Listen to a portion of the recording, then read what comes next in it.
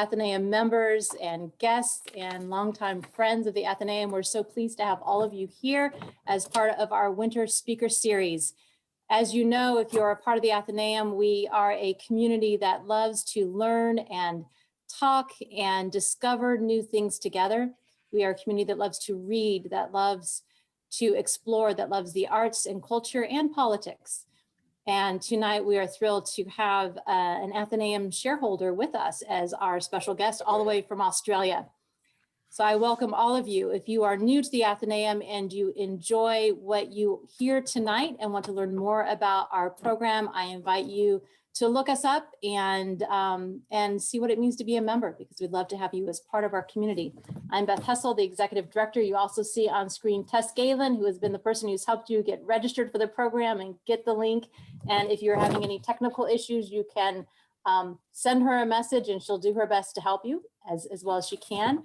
Want to remind you, if you're on a computer or laptop, at the bottom of your screen, you'll see the chat section as well as the Q&A. If you have rave reviews you want to give to our speaker, put those in the chat, please. And if you have a question for the Q&A time, please put that anytime during the talk into the Q&A, and I will moderate the Q&A and use your questions and share them out. Tonight, it is my honor to introduce our two guests. First, our moderator, Ambassador Arthur Sinodinos, who is Australia's ambassador to the United States. He took up his post in Washington in February 2020, so he and his family have not had the pleasure of enjoying America as fully as they might have, and hopefully will soon, post-pandemic. Ambassador Sinodinos was previously Australia's Minister for Industry, Innovation and Science, and was a Senator for New South Wales in the Australian Parliament from 2011 to 2019. During his parliamentary career, he also held other key roles inside and outside of the cabinet, including cabinet secretary and assistant treasurer. And we're so glad you are here, Ambassador, to lead the conversation with our guest of honor, Malcolm Turnbull. Malcolm Turnbull was Prime Minister of Australia from 2015 through 2018. Prior to being the Prime Minister, he has had a varied and successful career after studying at Sydney University and completing a law degree at Oxford with a Rhodes Scholarship. Mr. Turnbull practiced law. He was a journalist. He, as a lawyer, he was successfully defended former MI5 agent Peter Wright against the British government in the Spycatcher trial. And that's another book that he's written, which you can read and learn about that case. In 1987, he left the law for business and founded many successful businesses in Australia, and began his public service in 1997 when he was elected to attend the Australian Constitutional Convention. Since then, he has held leadership positions in the Liberal Party, and his role as Prime Minister, including many. He led with many platforms like dealing with climate change, addressing big tech, relationships with China, so many things that also matter to us in the United States. And so I'm looking forward to hearing this conversation. I'm sure all of you are, as well as former Prime Minister Turnbull and Ambassador Sinodinos talk about his book, his new memoir, and what it was like to serve in a major country in this world. So I invite you all to join with me in a virtual welcome to our guest tonight, and I will turn it over to you. Well, thank you very much, Beth. It's wonderful to be here with Arthur Sinodinos, His Excellency. Arthur, in addition to the things you described, Beth, I should say Arthur was for a decade the Chief of Staff, so right-hand man to John Howard, who was one of our longest serving prime ministers from 1996 to 2007. And he's had an extraordinary career in government and in pretty much every capacity. So he's a wonderful representative of Australia in Washington. So let me say how delighted I am to be with you. I wish I was there in person.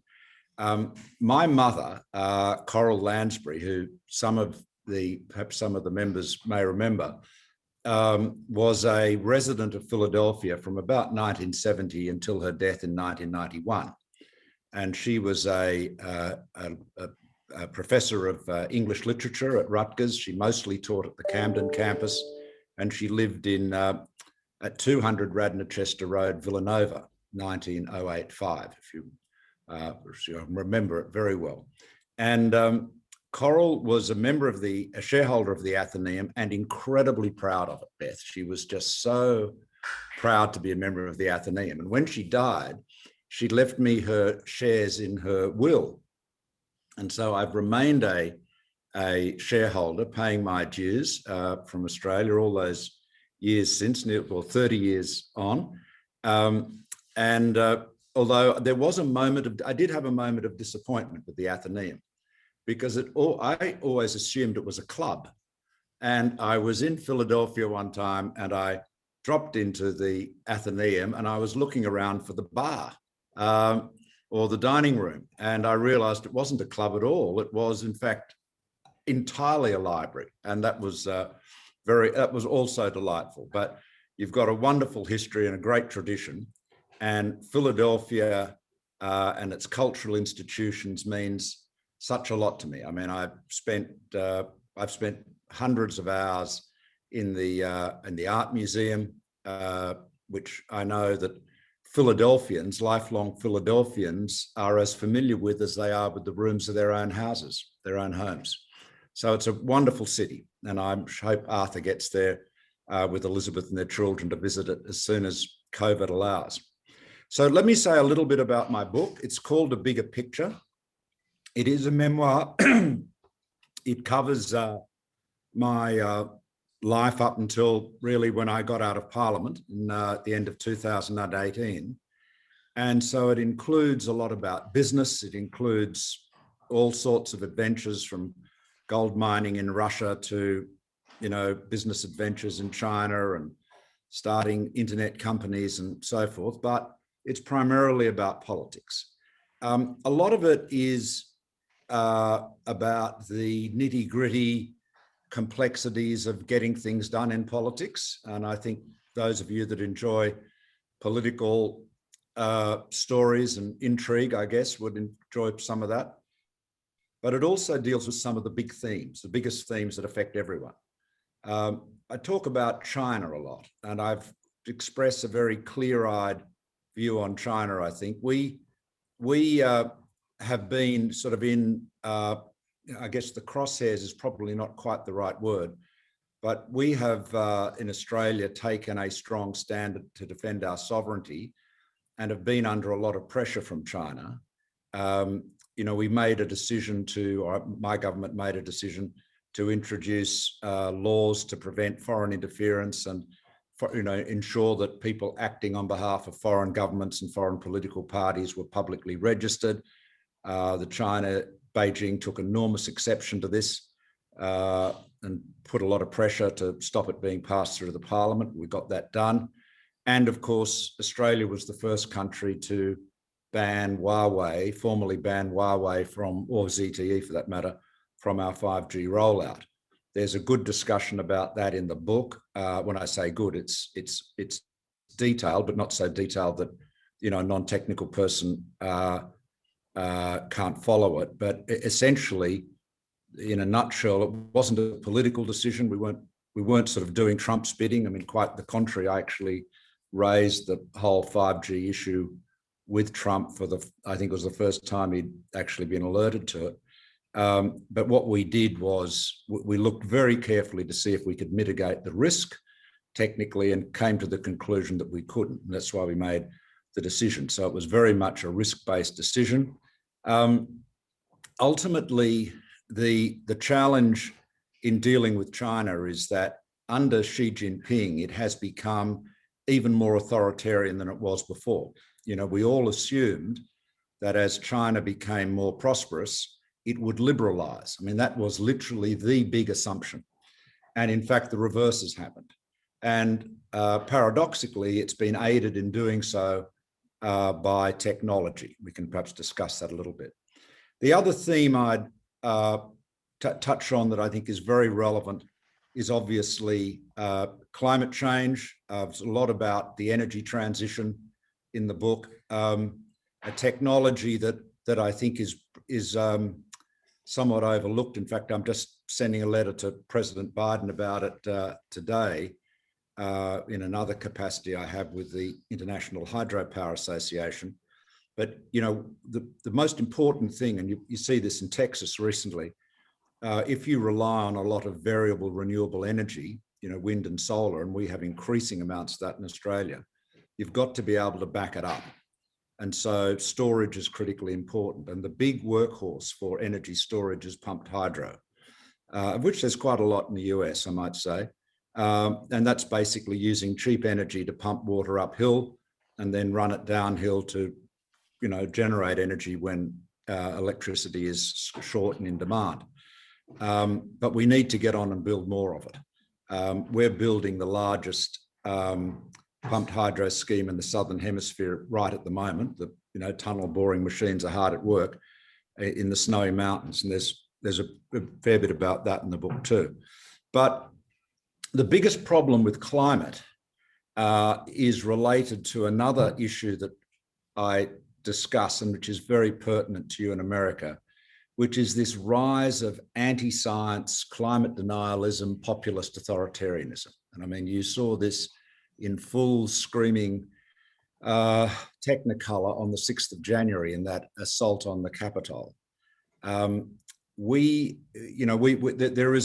is a as John Dickerson describes it, there is a market now for crazy, you know, and there are, you know, sort of outlets, Fox News being probably the best example in the US, which are literally making a living out of spreading falsehoods, creating division, you know, undermining faith in institutions. I mean, it's devastating. You know, I cannot imagine how heartbreaking it was for Americans to see the 6th of January attack. You know, we, as your friends in Australia, were we were just horrified, as you are when you see a friend in terrible distress. So this is a real problem. We faced it in Australia to a lesser extent, but this rise of populist authoritarianism is just a massive issue. I might just sort of leave it there so we can get into the discussion with Arthur, but I just mention one other thing that will be of interest. As you know, Trump pulled out of a whole lot of global deals and agreements, notably the Paris Climate Treaty, but he also withdrew American support for the Trans-Pacific Partnership, a big you know, trade deal between Japan, Australia, you know, Vietnam, Malaysia, you know, the whole sort of, if you like, Pacific Rim, Canada, Mexico, etc. And this was a big priority of the Obama administration, who saw it as being really a very important strategic measure, because it would essentially cement the rules of the road that we value in the democracies in terms of trade in the Asia Pacific. And you know, I think one of Obama's defense secretaries said it's more important to us than having a new carrier task group. So Trump pulled out of it. One of the best things I was able to do as PM, frankly, was, despite a lot of naysayers and skeptics, persist with the TPP. And I managed to persuade Japan and some other countries that we could do it without the US, because everyone thought it was absolutely dead as a dodo. You know, the biggest economy, its big sponsor, was out. And so we got it signed. It's it's variously known as the CPTPP nowadays, which is a mouthful, or the TPP-11. But the great thing is that it lives, it's there. The UK are likely to join it. And of course, it's open to the US to rejoin it too. So that was, you know, that's very important. And in terms of, you know, Biden asserting a constructive, engaged American role in the world again, that's one angle, that's one option he could pick up very quickly. So why don't I leave it there and just say thank you again for inviting me, and particularly thank Arthur for joining us. And it's great to be back in Philadelphia, albeit via Zoom from a hotel room in Perth, Western Australia. Well, thanks very much, Malcolm. You've lived a big life, and of course it's going on, and truly a Renaissance figure. And to prepare for this, I read the book, and I have to say, while I knew a lot of the politics, because we'd been in there together, really for the last couple of decades in various capacities with each other, looking at your background, I found it remarkable how your background actually prepared you so well for politics in so many ways. I just want to pick up a couple of themes. You say about your mother that she was never happier than in a library. Is this something that she passed on to you? I mean, is the world of letters, the world of books important to you? Absolutely. I love libraries. Some of my happiest moments are have been in libraries as well. So yes, she was definitely, Coral, as most people know, sort of left me and my father when I was around about 9. And so that wasn't very maternal, but until she left, she was fantastic. and we spent a lot of time reading, and we're basically a pair of bookworms. And in that atmosphere where obviously she dominated your intellectual life, growing up, yeah. Sure. You were surrounded by writers and actors. And do you think that also influenced the way you saw yourself potentially in the future? Because you write very well. Is that something that came to you? Yeah. Look, I started off working as a journalist, and I think in a way journalism was quite good training. And again, there's a sort of Philadelphia story connected to this. When my mother was teaching English at Rutgers, they had a rule there that the professors all had to take a freshman class. And very often there were people in the freshman classes that she had whose English, writing skills were very, very undeveloped. I mean, really, they had not gone to great schools, and in fact, she wrote a novel called Sweet Alice, which has got some kind of a satire of that. And she got against the wishes of much of the faculty, she recruited a couple of sub-editors from the Philadelphia Bulletin, which people will remember was the afternoon newspaper in Philadelphia, because she felt that they were much better able to teach people the basics of English, short sentences, the difference between a verb and a noun, and all of those basic building blocks of English, much better able to do that than someone with a degree in linguistics from an Ivy League university. So yeah, I think I had a very tough old sub-editor when I was working at the Bulletin, another magazine in Australia, and he was pretty brutal. And I hope I've learned a bit from that. No, the book was great. It was easy to read. But what also came through is, in terms of your background, a love of history, classical history, also a bit of medieval history thrown in, a bit of an expert on El Cid, and so on. But you mentioned Thucydides as someone that I think you'd read all of Thucydides from memory. Oh, yeah, for sure.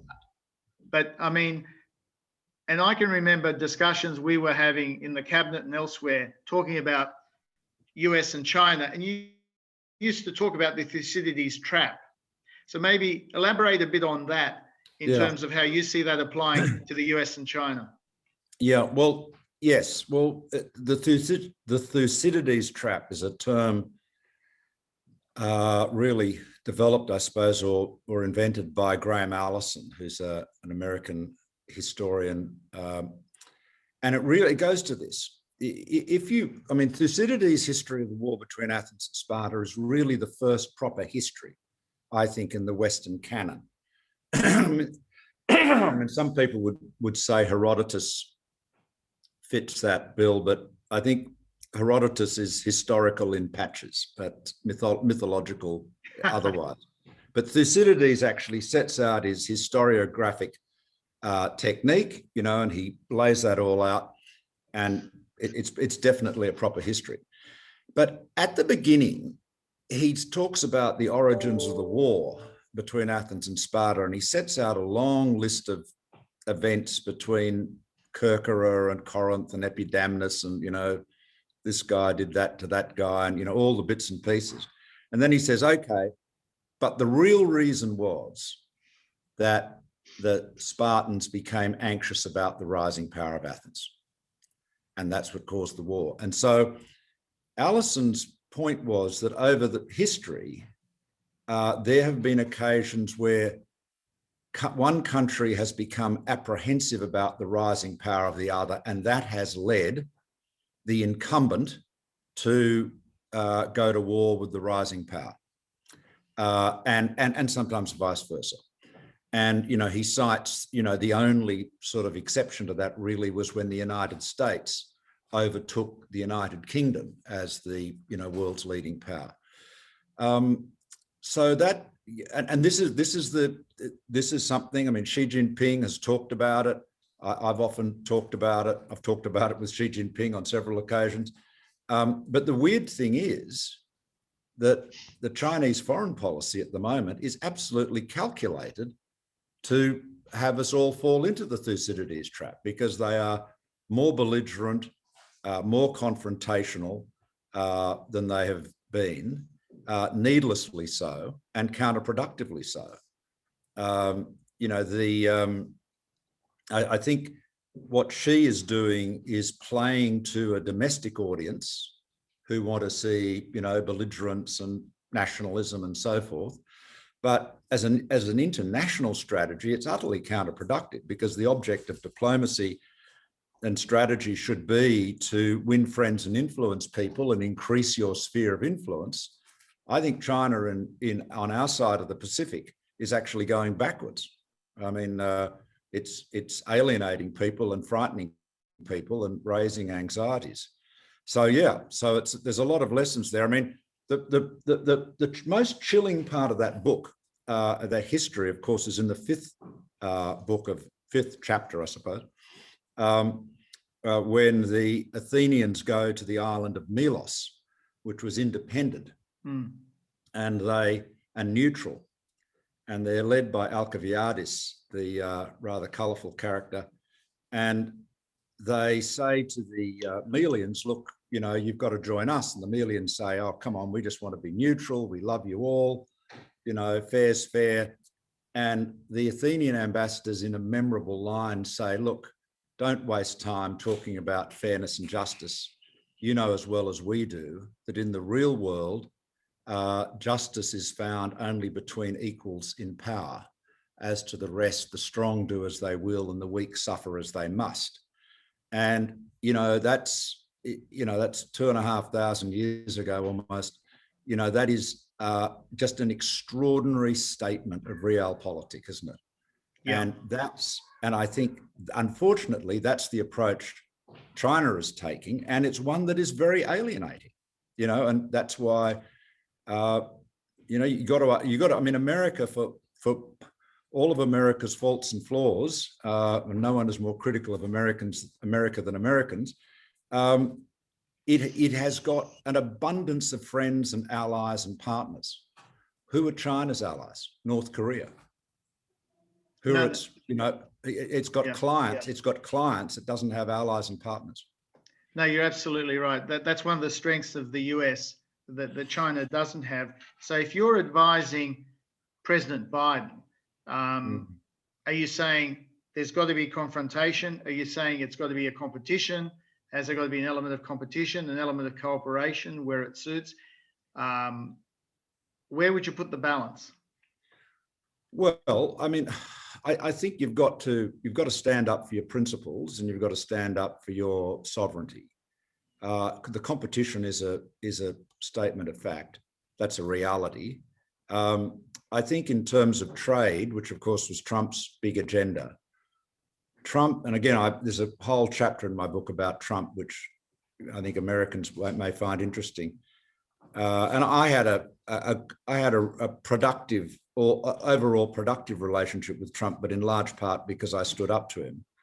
But you know, the problem with Trump on trade is that he saw a surplus as a win and a deficit as a loss. So he completely failed to understand, you know, comparative advantage and how really trade works. And so he always wanted the Chinese to buy more of America's stuff, quote unquote. And so he's always looking to do a deal. But what the America, I think, and the West generally has to do, and other countries have to do with China, is just to say, we want to have fair trade, a level playing field, lay out what the objectives are, and they might be along the lines of the Trans-Pacific Partnership, by the way, but say, and you've got to comply with them. Now, you know, the problem at the moment is that China has, provides so much behind the frontier support to its industries in terms of state support and subsidies of one kind or another. And of course, it talks one game and plays another. I mean, she gave a speech at the virtual Davos a few weeks back, in which he decried the use of trade as, as a political weapon and so forth. And it was all good stuff, honestly. You couldn't disagree with any of it. But then you say, look what he's doing to the Australians. It's the complete reverse. So I think a clear agenda that lays out what we want, what we, being America and its partners, wants to achieve is the way to go. And if it is a one that's based on fairness and reciprocity, then I think it's one you can persuasively make, and I think will get wide support. So it's really a case of allies and partners working together. In that context, and you allude to this in the book, there's the issue of where Australia's foreign policy sits. Clearly, we have a close relationship with the US, very strong, particularly on defence and security, but also doing quite well on trade and investment. But there are some in Australia who say, well, our foreign policy should somehow be more independent. In practice, is that possible for Australia? And what does that mean? That's exactly right. That's the thing. I mean, what do you actually mean? Well, our foreign policy is independent. I mean, we have our relationship with the US is as close as you could have between two countries. I mean, as you know, Arthur, particularly on the intelligence and security side, I mean, the relationship is intimate, would be the best way of describing it. But, when Trump pulled out of the TPP, for example, we didn't, follow him out the door. When he pulled out of the climate agreement, we didn't follow him out the door, although Murdoch's press and his more of the right-wing nutjob elements in the Liberal Party were keen to do so, but we managed to see them off. I think I think it's a good relationship, but it has to be one that is based on mutual respect and candor. I mean, the one thing I've always said about, and this applies to whether it's Washington or Beijing, in the imperial capital, they regard deference as their due. So if you go to Washington as an Australian leader and you say, hooray, hooray for the USA, all the way with LBJ, I think as Harold Holt once said, and you're just sort of sucking up wildly, the only response to that is the need for more sucking up. And that's the same with Beijing. I always compare it to the shopping scene in Pretty Woman, where the Richard Gere, the shop assistant asks Richard Gere if he'd like more sucking up, and Richard Gere says yes, and then he gets more sucking up. Well, I think you've got to have a respectful relationship, but it's got to be an honest one. And so, I described this in the book. I had differences with Obama too, but they were handled respectfully. over the TPP, in fact, and, productively, and ditto, of course, rather colourfully with Trump. Now, one of the things that's happening, US versus China, of course, is there's this increased talk about decoupling at various levels, particularly when it comes to technology. Do you think that is possible? Do you think we're potentially going into a world of a splinter net, for example? Or do you think we're going into a world where certain critical technologies will tend to be either, sort of in the West, and then there might be a mirror image in China, but it'll be their version of the technology, and never the twain shall meet? I think that's quite possible. I think the reality is that I think the way I'd like to describe the way we can operate with China is you've got to think about frontiers of trust. So if you think about your personal relationships, you do have different people you trust to different extents. There are things you may, you trust with your wife or your husband, maybe, absolute, 10 out of 10. But then even with your best friend, it won't be 10 out of 10. And with your business partner, it'll be somewhat different. And so I think with China, we've got to recognize that even if they are benign today, you cannot assume their agenda is always going to be benign. I mean, a key concept is the question of what is a threat. So a threat is a capability plus intent, right? So America has capability to, invade, dominate, devastate Australia, but we do not regard it as a threat because we don't see there any intent there or any likelihood of that.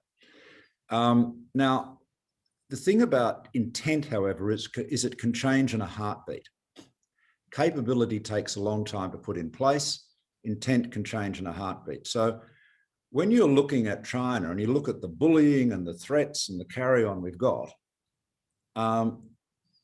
when they say, we would never use Huawei to do, untoward things to you, you've got to say, well, you may not be about to do it today, but can I really put my hand on my heart and say, I don't think there's a risk of that happening in the future.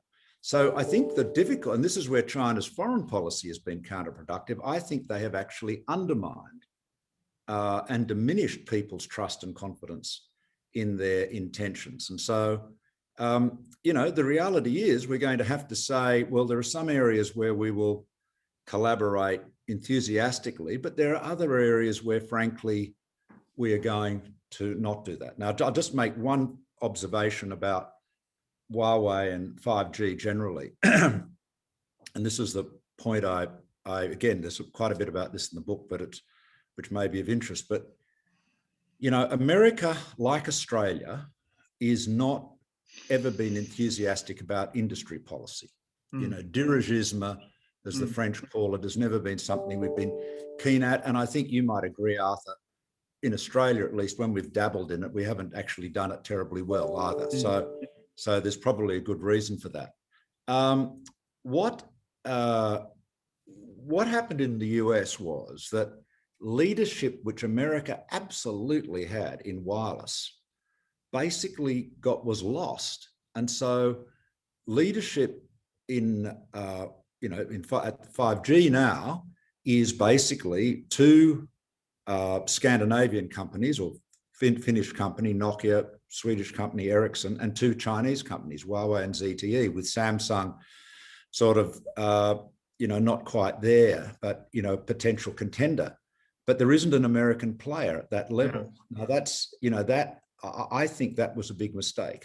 And so I think I think one of the key priorities, I think, for the administration should be to make sure that in all the leading areas of technology, there is at least a leading contender player that is American, and when I'd say American, I'd say as an Australian, I'd say part of the Five Eyes. Yes. And, recognizing it. So it might be an Australian-American collaboration, or, with the UK and Canada or whatever.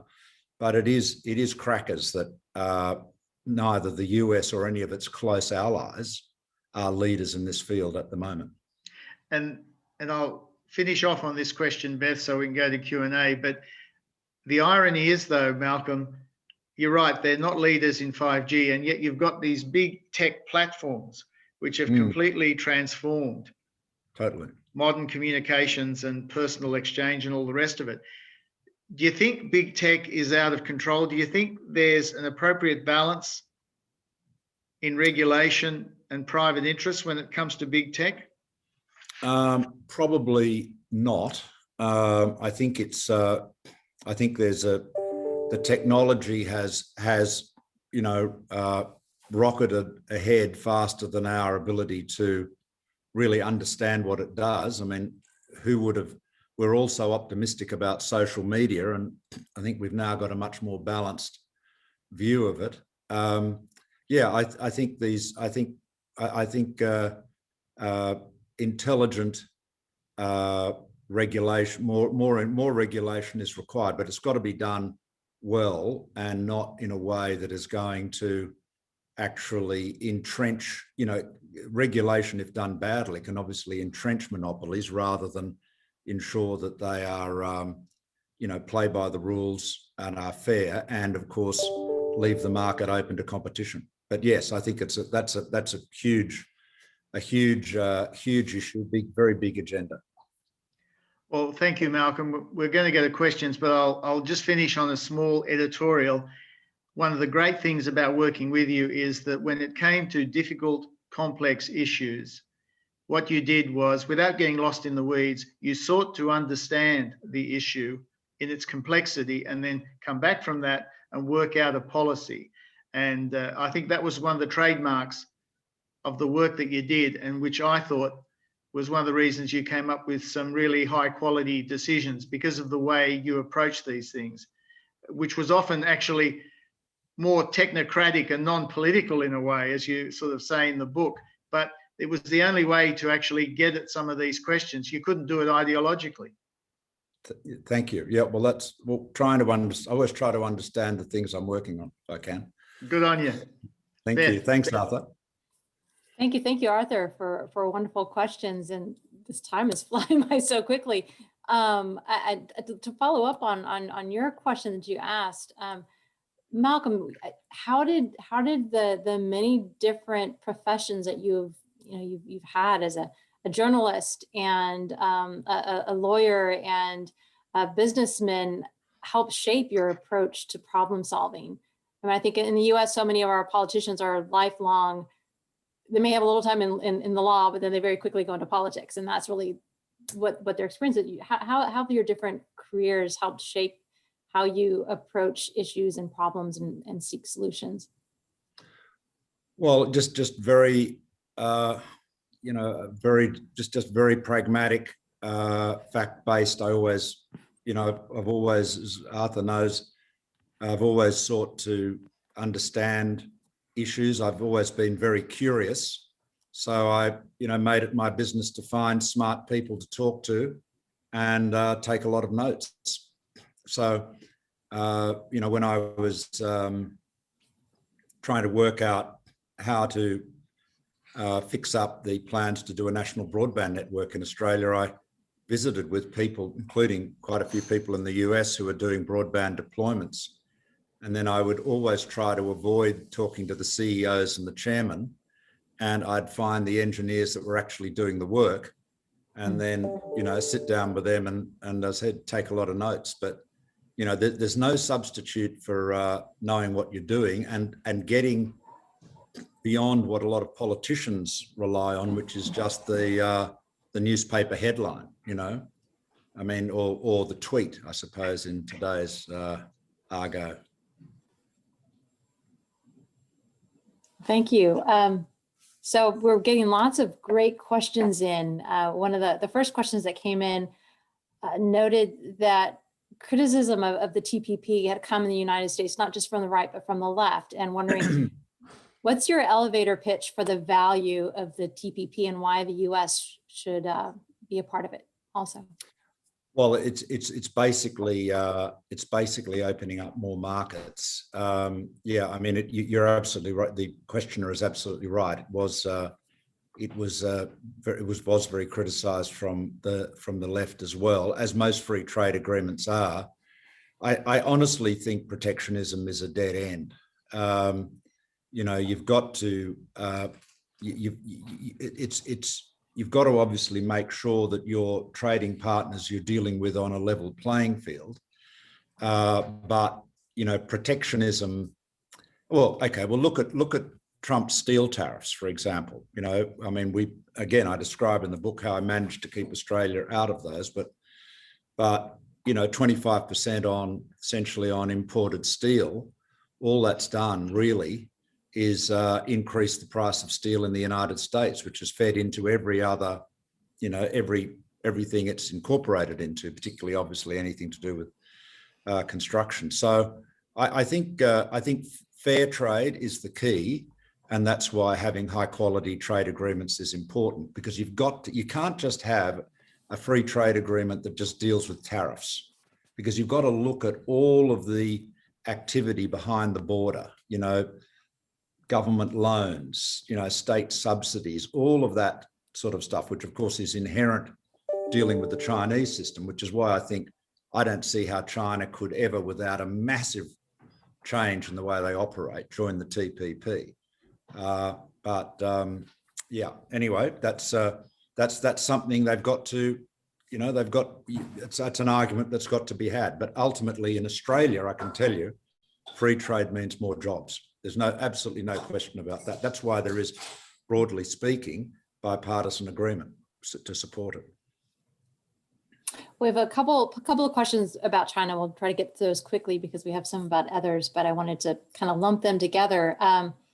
Susan wonders if there's any legitimacy to China's concern about being surrounded by the US and its allies' bases. Well, I mean, there is some, you know, legitimacy and reality to it, but, you know, most of China, if you look at China faces American allies and bases on its eastern flank, if you like, in the Pacific. But most of China is bordered by countries that are not allies of the United States. You know, I mean, including Russia for probably its largest, you know, border, the stands, and you know, and India and Afghanistan and so forth. So it's you know, I think the idea of encirclement is probably an example of Cold War thinking on the Chinese part. And Carol is curious on the impact that you see of the One Belt, One Road policy of China for Australia and the US. Yeah, well, it's essentially policy lending.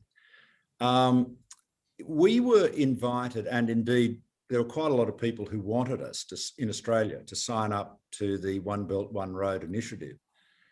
And the government, you know, which Arthur was part, we decided not to. And the way I put it to Li Keqiang, and again, there's a discussion about this in the book, was I said, look, ultimately this is a slogan, you know, and you're asking us to sign up to a slogan, and the content of which is written by you.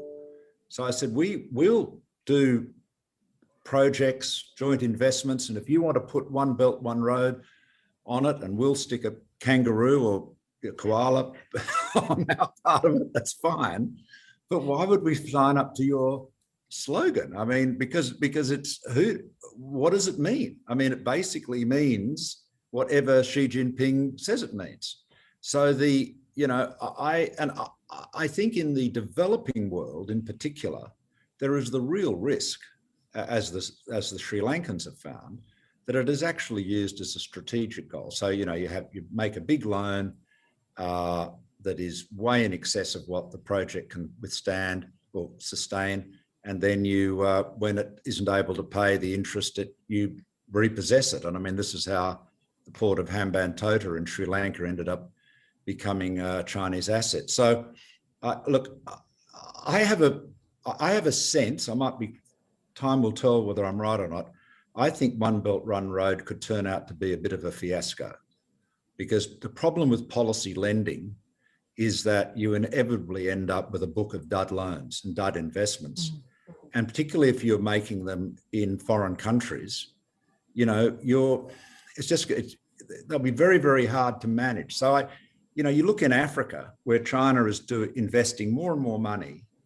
Is it more influential really in Africa? There's starting to become enormous resentment towards China. So, you're better, the way we approach, and so this is the conclusion we came to.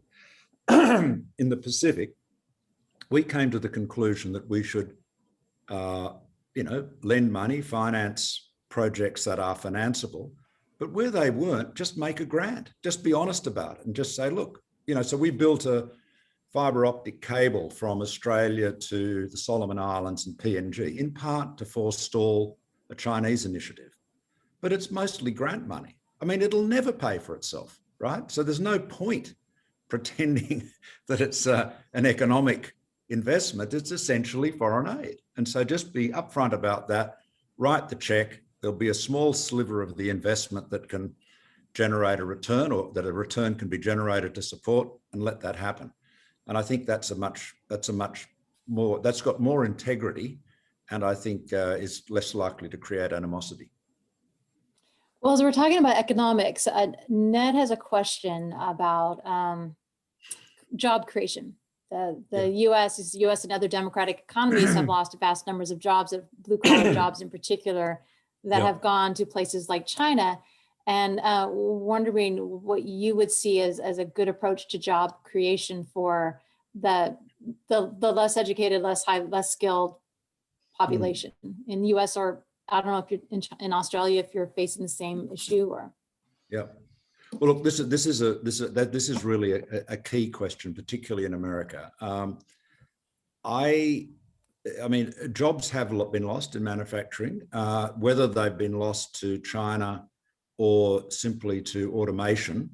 It's a combination of both. I mean, if you think about the number of jobs and categories of jobs that no longer exist because of technological changes, and this is in non-traded sectors.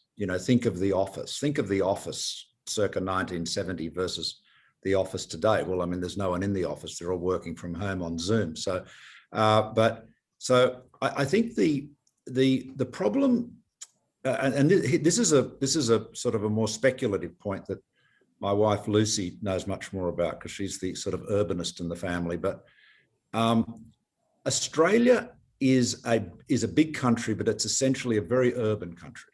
Most of the people in Australia live in a handful of very big cities, big by even by American standards. America is much more spread out, and there are many smaller cities and towns of 10,000, 20,000, 50,000, 100,000, that kind of number. There's not many like that in Australia. Now, if you lose your job in a business in a big city, that's sad, and if your business closes. But the reality, there's likely to be plenty of alternatives. If you lose your job in a town somewhere in the middle of Michigan or Wisconsin or whatever, those options may not be there. And of course, your property, your asset, your home is not valuable.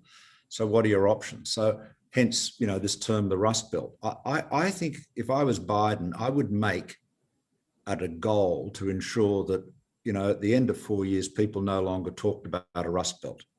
And you've just got to have, again, we had an initiative that's worked pretty well. Again, very different countries, but a concept we started of city deals, where we would pick an area and we would have a partnership between the federal government, state government, local government, and some other stakeholders, might be a university, and say, right, what do we need? What do we want to achieve here? Well, we want to create X thousand more jobs. Right, how are we going to do it? And then you work out a plan, work out who's going to pay what, and get on with it, and work in a very cohesive partnership. But I think that is the key. Now, what industries are those jobs going to be in? Well, to be honest, it's hard to say. I mean, every wave of technology has brought predictions of mass unemployment, and yet that hasn't been realised because, to date we have been as good at creating new jobs as we have been at using technology to abolish old ones.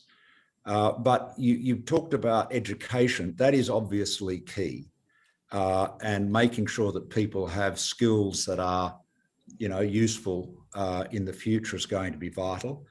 I think I just conclude on one point. I think renewable energy is a huge opportunity. Most of the renewable energy investments are going to be outside of big cities because you need real estate, for solar farms and wind farms and so forth. America's going to have to build a lot more pumped hydro, as we all are. So again, there's a lot of opportunities there. And as energy gets cheaper, the opportunities arising from a green hydrogen economy, which is something I'm working on pretty closely with Andrew Forrest's, Fortescue Future Industries initiative. He's got very big ambitions on green hydrogen. That is so that will create a lot of opportunities too. I mean, we are moving into an era of very cheap electricity if we're smart about it, and that in itself will create a lot of opportunities. But you just got to target it. You got to look at a town, say, that's got a where the car plant is closed or whatever, or the steel mill is closed, and say, right, let's work out a plan to create more jobs in this particular place so that, this doesn't become just a sort of welfare sink. So Alan is wondering if you said a little bit of the role of Rupert Murdoch in anti-climate change populism in both the US and Australia. Well, I think it's absolutely central. I think Murdoch has done untold damage to the United States, and more to the United States, I have to say, I think, than Australia. I mean, his media outlets have absolutely been the biggest amplifiers of climate change denialism in the English-speaking world. And I think without them, Australia and the United States would have different positions, would have had a different, politics would have been different in that area. But I think it's got worse than that. I mean, January the 6th, I'm sure, will be a very big wake-up call for Americans, because the divisive, hateful, just, craziness that you've seen from Fox and from other imitators in the right-wing media ecosystem is real world stuff. I mean, you can't, you can say, yes, it's First Amendment and people are entitled to say what they like, but there are consequences. And we have to start holding people responsible for that. Emily Bazelon, American writer I'm a great admirer of, had a very good essay in the New York Times Magazine a few months back about this. And, she made the point that she said, freedom of speech is justified on the Millsian sort of proposition. I mean, no one's saying we shouldn't have freedom of speech, by the way. But, the proposition has always been, in the contest of ideas, the truth will prevail. The better argument will prevail, and yet we're drowning in lies. So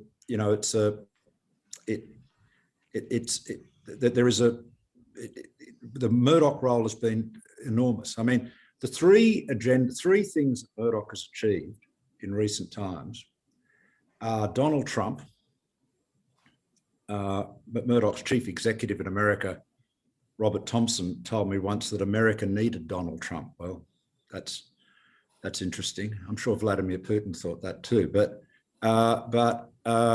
So Trump, climate change denial, and Brexit, which of course is rapidly becoming seen as the catastrophe that was always obvious it was going to be. So, I think this sort of right-wing authoritarian populism is extremely dangerous. And on the climate change, if I could just recommend a book, given that we're all book lovers, Michael Mann's new book, The New Climate Wars, is very good on this. Absolutely documents it, literally chapter and verse.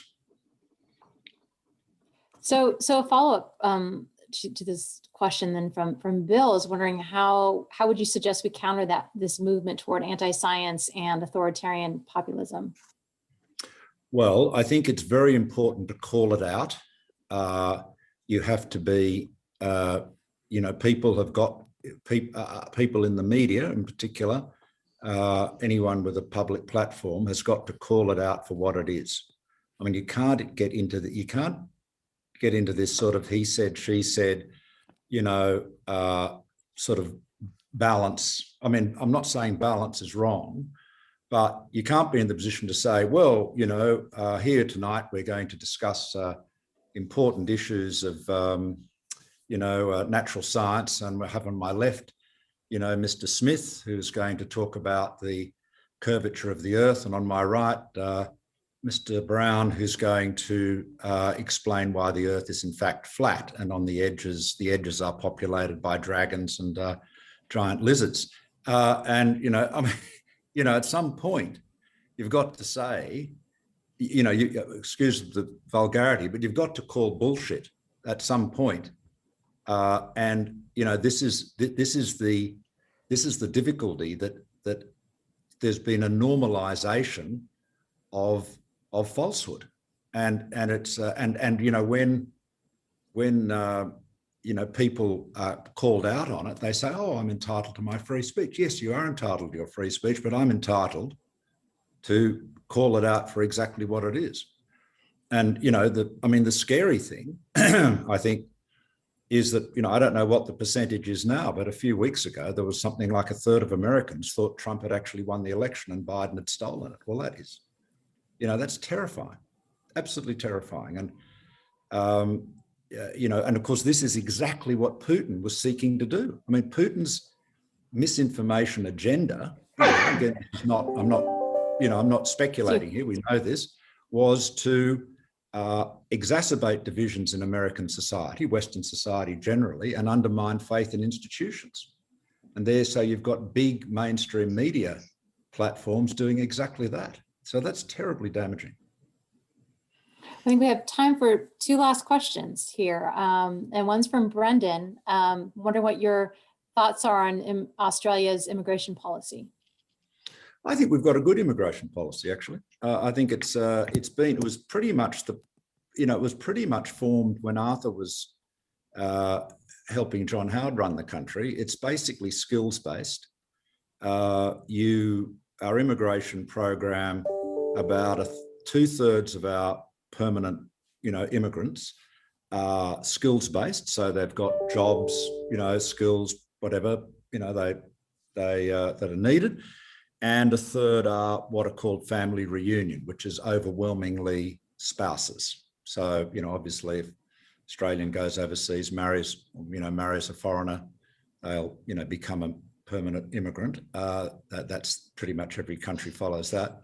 But yeah, it's skills-based. We have a humanitarian program, which I think pre-COVID, we were taking like about 25,000 a year. We have a very tough policy on people smugglers. Again, there's a bit about that in the book. It's been a tough experience, but the lesson of our experience very bluntly is that unless you deprive the people smuggler of their product, they stay in business. So you've got to basically say, as I notoriously said to Donald Trump once, I said, if people want to get to Australia with a people smuggler in a boat, we don't care if they're Nobel Prize winners, they're not going to get in. And look, it's tough. It's harsh, in fact, but we found over the years, it's the only thing that works. And so then you say, yes, so you can't come in with people smugglers, but we'll have a generous immigration policy that we manage ourselves. And I think that's the better solution. I have to say, I think uncontrolled migration is hugely dangerous politically. I mean, it fuels right-wing extremism. I think Angela Merkel's one of the great leaders of our times, but one big mistake she made was letting those 1 million people from the Syrian conflict zone walk into Germany. Now, it was an act of great compassion, but it helped Brexit happen, and it fueled every right-wing party in Europe. So you've got a fundamental thing that a government has to do, whether it's left, right, or in the middle, is be seen to control its borders, because that's sort of part of your job, right? As the government, if you're the local council, your job is to fill in the holes in the road and collect the garbage.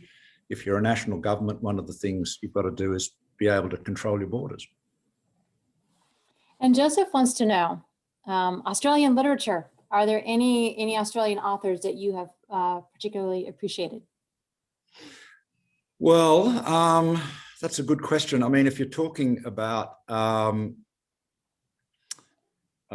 fiction, well, there's some, I'm thinking about, Patrick White, of course, as many of you will have read Patrick White, I guess, at university. Tom Keneally, who I guess people might argue whether he's a great literature or good literature, but Tom is an old friend and writes a lot about Australian and his backgrounds are Australian and American history. But there's Tim Winton is another great Australian writer who's a contemporary one. So there is a lot of good Australian literature, but it's I would encourage you to do what we all like doing in libraries and browse around a bit. Thank you. And I'm sure if our librarian Jill is on, she's taking note. And so we also have to ask you as we close this out, next time you come to the Athenaeum, what drink and snack would you like waiting for you? Oh, well, I think I'll be fine. I'll just come and have a cup of tea with you, Beth. That's all right. That would be absolutely lovely. I would love that. Okay. Thank you so much. And Jill, we have some mysteries by Australian authors. Thank you so much, Malcolm Turnbull and Arthur Sinodinos, our former Prime Minister and current ambassador, for the time that you have shared with us, for this scintillating conversation. I'm so grateful to you, Malcolm, that you have held your mother's share and continue as a member of the Athenaeum. And Arthur, I look forward to welcoming you and your wife and family to Philadelphia when you're able to come up and visit. You'll see up here Malcolm's book, which you can buy through our affiliate with the bookshop.org site. We have a copy also at the library, which Malcolm made sure we got. Upcoming programs, Cordelia Biddle about the Nicholas Biddle and Jackson's bank war, Kareem Rosser, who was from the Work to Ride program in Philadelphia, Fairmount Park, and was part of the first Black National Polo Championship Intercollegiate and Scholastic team in the United States. Coming up also, I would love to have you join as a member. If you're not, gift your friends with memberships. We are open for you to come and browse books. We look forward to seeing you all at future virtual programs. And please join me again in thanking Malcolm Turnbull and Arthur Sinodinos for giving your time this evening. We're so grateful. Your time this morning, Malcolm. Thank you. Thank you very much. Thanks.